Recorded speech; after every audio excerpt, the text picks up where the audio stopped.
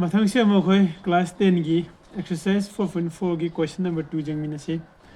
question number 2 दा हाइसे there are two numbers when one is added to each of the numbers their ratio becomes 1:2 and when 5 is subtracted from each their ratio is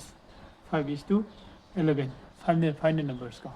number ani लई हारे हारिबा number ani सिदगी अनि सिदा 1 से add तौसिनबा को अनि मके number 1 से add तौसिनबा मतम द मोखगी रेशियो से 1:2 ओइ हारे अदुगा हारिबा नंबर अनि मक्तगी 5 से खाइदोगदी मोखगी रेशियो से 5:11 ओइ हाइबने याको मैम अदुदि लास्ट टाइम से फाइंड द नंबर्स सिंग दो पुथु उ हाइबा को फाइंड द नंबर्स नंबर अनि से कोइ खंगब्रा खंगदे यदि खंगदबा नंबर से कोइ फर्स्ट सॉल्यूशन द लागा को नलोर से let तौसिलसी let x and y को x and y से नसाई खंगदबा नंबर अनि दो b the two numbers b the two numbers number ani do Halsi को अदुदि क्वेश्चन हाइबगी मतुंगिना by question क्वेश्चन की मतुंग इन अखोई जेंगसे खंगदबा नंबर अनि अखोई किसी नंबर अनि सिदा देयर आर टू नंबर्स हारे नंबर अनि द वन एडेड तौबा हाइबने अदुगा सिगी हानबा नंबर x सिदा +1 तौरे अदुगा y सिदा सु +1 तौरे अनि सिगी रेशियो से कनागा माने हेबा 1/2 सिगा माने हे देखो हाइदि 1:2 ओइ हाइबने रेशियो द मींस 1/2 तारे अदुदि सिदागी खोई इक्वेशन नंबर सेमदोम से क्रॉस मल्टीप्लिकेशन तौथोपिरो को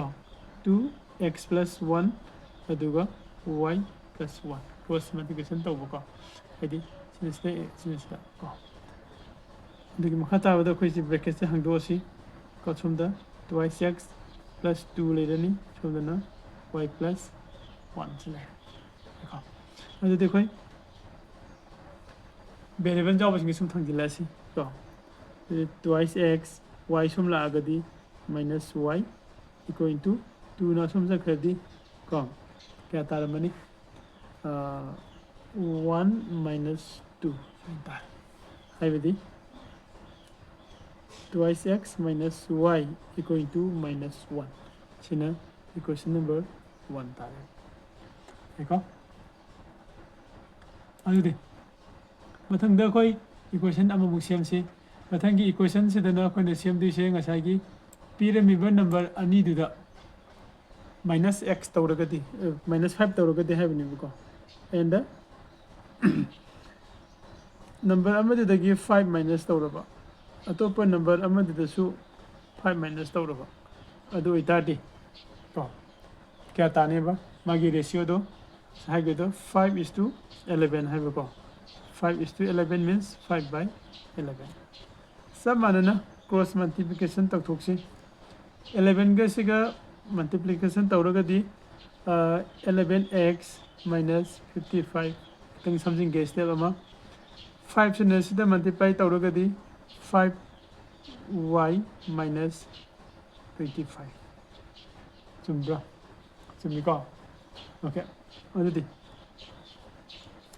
5 सम थांग y सम थांग सिगा y जावबसे 11x अदुगा minus 5y 55 से सुमसा खरसी equal to minus 25 plus 50 का 5 बोले ओके तो मखता रखदा times that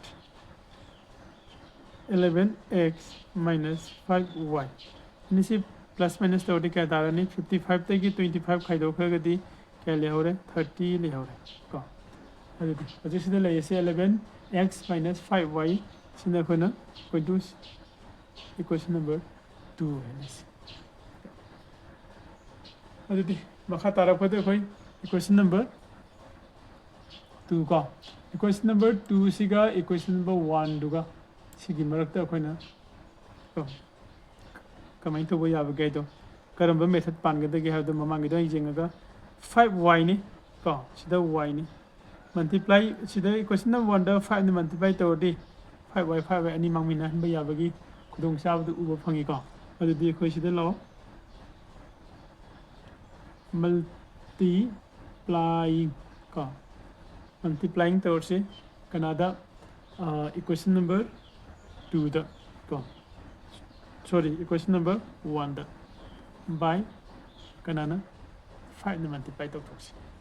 adoi tadi koina phangdi se sigi equation number 1 sida 5 na multiply tawragadi first 10x lairani ko minus 5y lairani aduga equal to minus 5 centa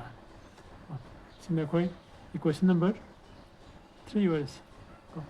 equation number 3 the 5y later minus ni equation number 2 the 5y is minus ni same ni same sign oibani na ani se manghan ga hare gadi koi ko subtracting to thosi ko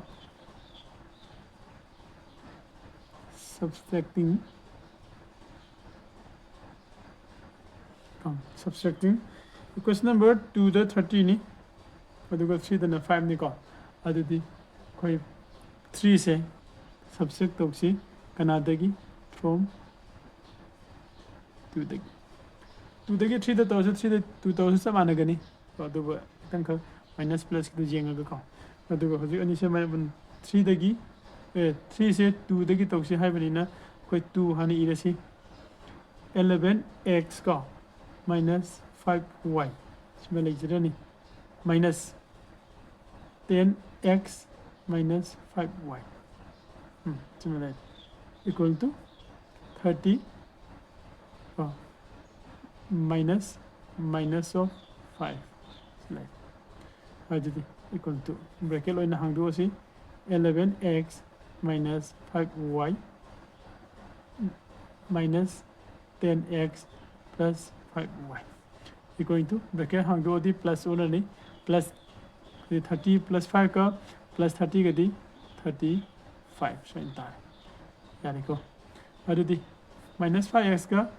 sorry minus 5y ka plus 5y ka kom mangmi negar si aduga 10x 11x ani se khaidong na ga di x le horani x ki value ke kya phange 35 phange eko adudi phange be x ki value se putting to sin se kanada putting x equal to 35 in 1 to silo 2 into 35 minus y equal to minus 1 it implies that minus y equal to minus 1 aduga 35 into 2 di 70 se sum chakha di minus 70 chumra chume adudi implies that minus y equal to minus 71 minus minus ka thanaro the last the y ki value kya phangani koi 1 phangani adudi required number mana haribo number do number ani do sagi number ani do kai ki orani hence the required number